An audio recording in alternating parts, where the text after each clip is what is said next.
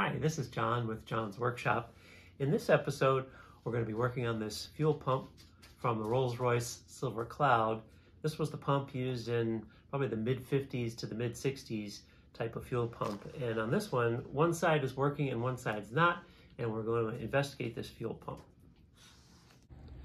Just starting to take a look at the fuel pump here. First thing I'm doing is just measuring resistance here. So it looks like this side of the pump is around maybe 360 ohms or something. It's a little odd, it's jumping around a little bit, but maybe 350. And the other side of the pump here is really just the resistance of my fingers there. So it's pretty much open. So this side of the pump doesn't look like it's even doing anything. First thing I'm going to do here is peel this tape off of here.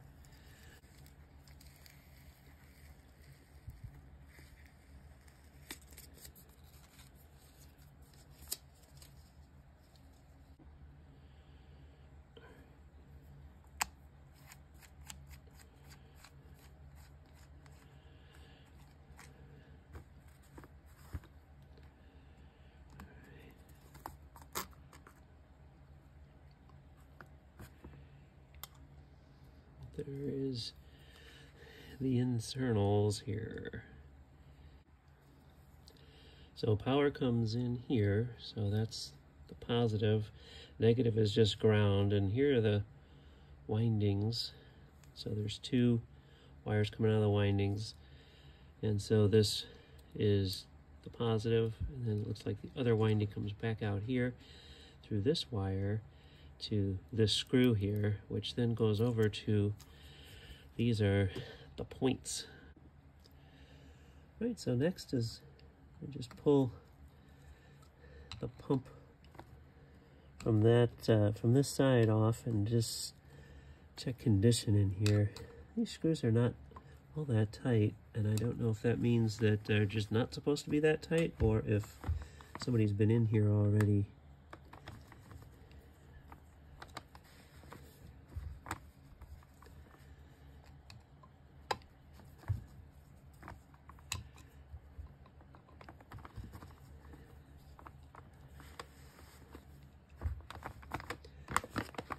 Alright, we're going to have to get this ground screw off of here. It looks like they jumper the ground here just to make sure you've got good grounds on each pump.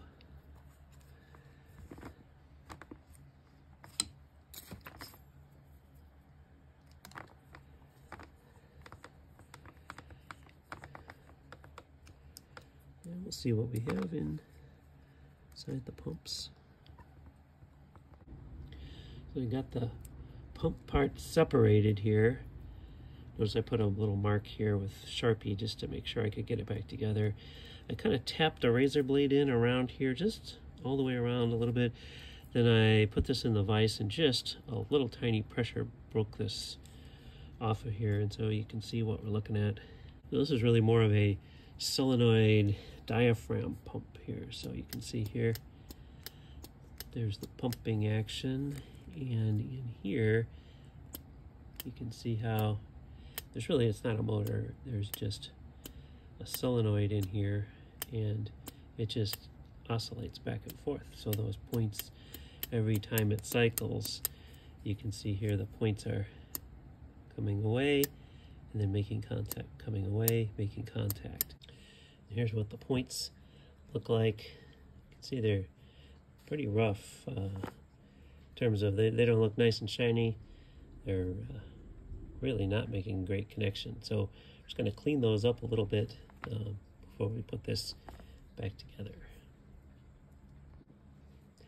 I've got a piece of emery paper here sitting on a file, so the file makes the emery paper flat, and then I'm just putting weight right on from my thumb right on the back side of the points to try to line them up, and just kind of moving back and forth with some reasonable amount of pressure there, and you can see the points are starting to clean up nicely there.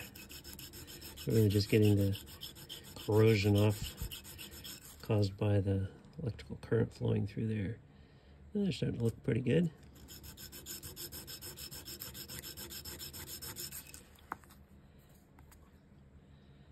And maybe a little bit more on this one here.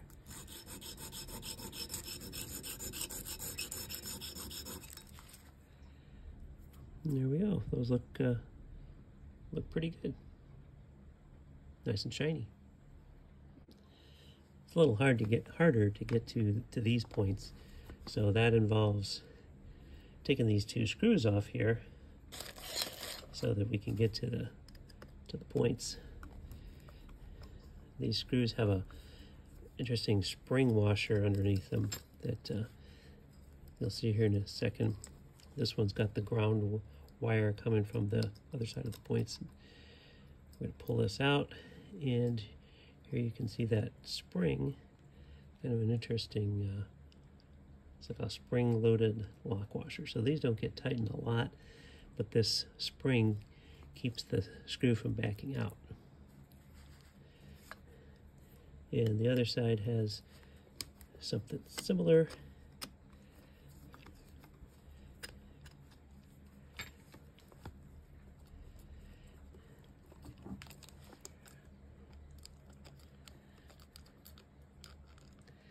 There you can see, same spring washer. And we kind of needed to be able to get this loose in order to be able to get at those points. The other thing is, you can see here this pin, that is the pivot pin here. This is going to need to come out, and you can just grab that with your finger and pull that out. And then that allows you to move this whole arrangement here a little bit and then get to the points. So we're going to use that same technique to clean those up, where the file provides the flat surface, and then the emery paper is actually what's doing the work here. So just trying to be real careful here we don't file any kind of an angle on these. So you're trying to make sure that the file is lined up in both directions here as best you can as you're moving across the surface there.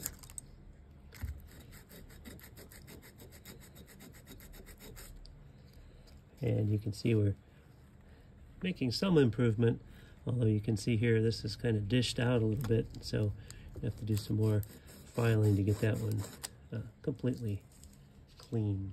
After a fair amount of filing, you can see the 2 points there. They're pretty good.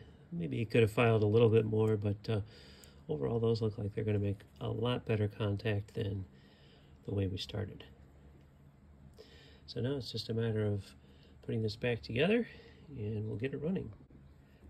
And then once things are more or less into place, you can push this pin back through here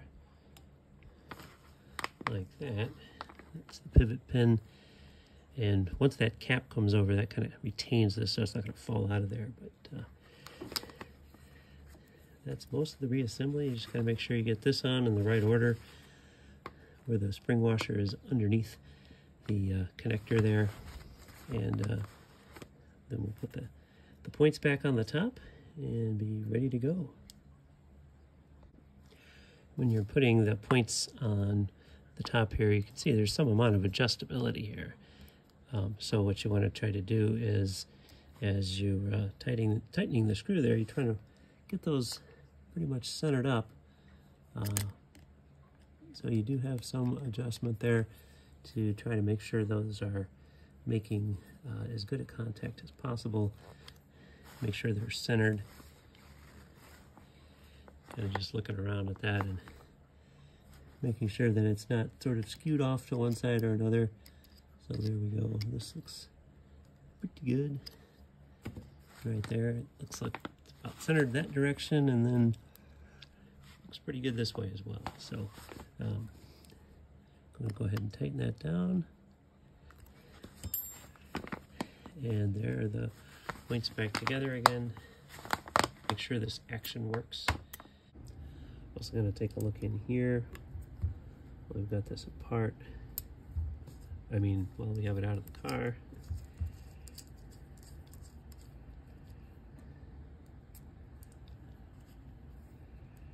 It's like there's some kind of a seal in here. Oop, there we go.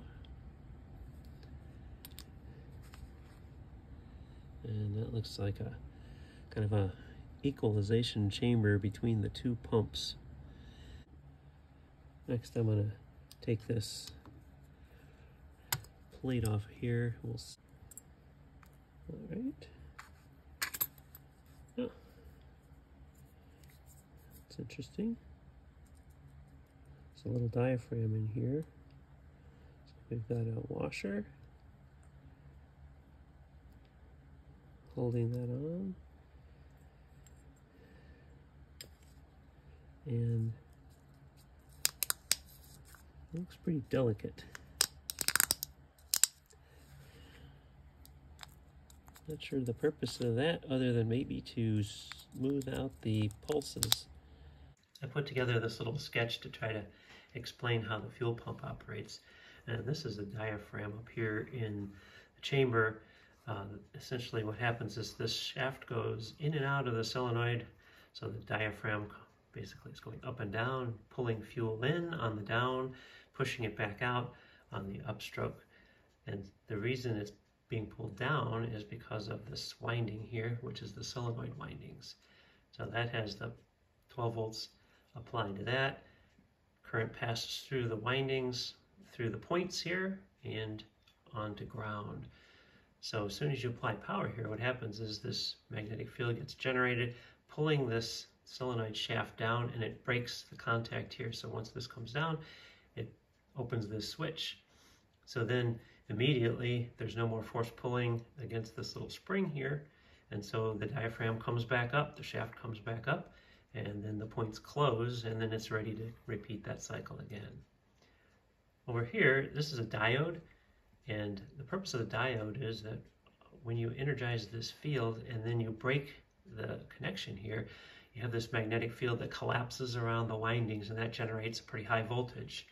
And rather than have that high voltage try to jump across the points here and kind of shorten the life of the points, this diode is a high current diode, and then that will take the current that's generated and essentially short it out through the diode. So it's kind of a high current diode. So the diode is really there just to try to lengthen the lifetime of the points. And then this is just showing the solenoid winding is about 2.2 ohms if you measure the resistance across that.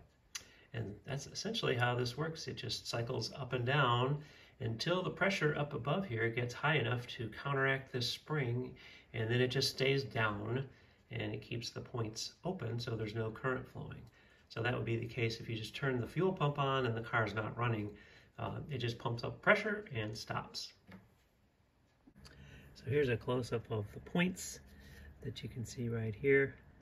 And I've got this hooked up to a 12-volt power supply, and I'm going to turn it on so you can see it operate here.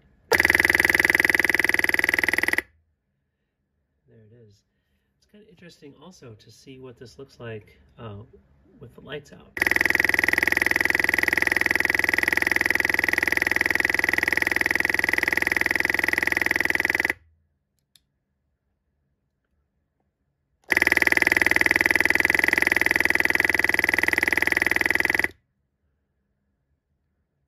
With the lights out, you really do see some sparking coming right from the points there. It seems like that's normal operation. You really don't notice it unless the lights are actually turned off.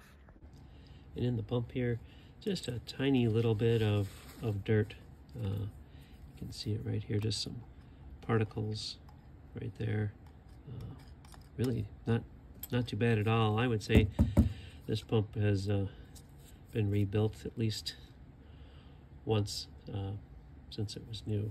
I've got a little setup here to test the fuel pump. I'm just working on one side here, not hooking up this side. So here I've got a positive connected here, a negative connected here, and this is connected to a power supply here, which is just a 12-volt power supply to simulate the battery. So that's how we're going to power this side of the pump.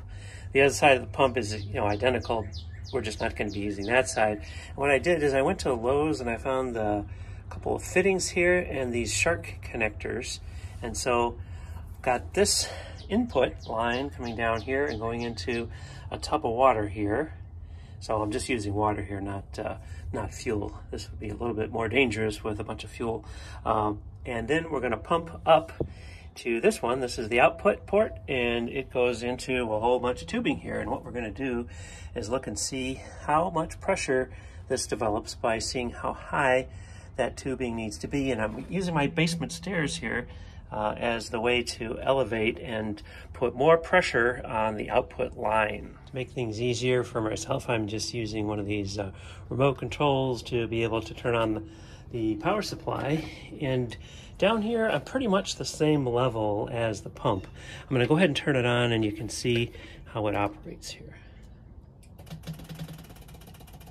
You can hear the diaphragm oscillating and get an idea of about how much flow is coming out of there. And what we're going to do is going to go up the stairs and see that the rate slows down as we go up. Okay, I'm starting to walk up the stairs. You can see we still have a pretty good flow rate. You can hear it slowing down though.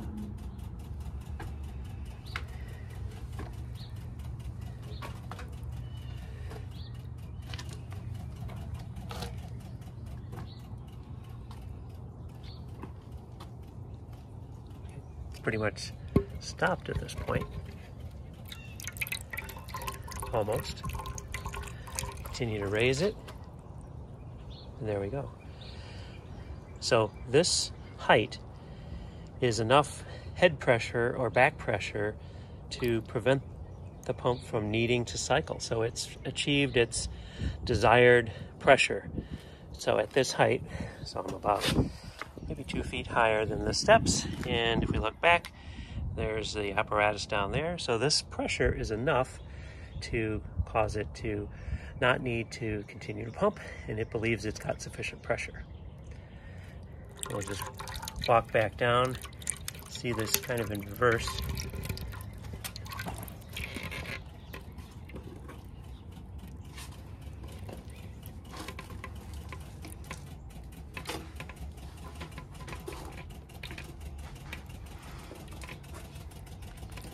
And you can hear it pumping faster as I get down, lower and lower. And there we are, back down to just about the same height as the pump. So back at the top of the steps with a tape measure and with the top of the tube at height where it just stops pumping. And there you can just see one little pump came out. You can see we're, say, at that, maybe at the 4-inch mark on here. And then what I'll do is I'll measure the distance between this, the height of this tube, and the pump, and that'll tell us how much head pressure the pump is generating. So I'm now measuring from the top of that basement wall all the way down here to where the pump is. And I would say if we rough that out, that would be about 82 inches approximately, right here to the level of the pump. And there was another 19.5 inches above that. Now that we know the height of the water column, then we can calculate the pressure. This is just on Excel. I've just put in the water density, and then we know the pressure is rho GH, or the density of water times gravity acceleration times the height. And here's just a table.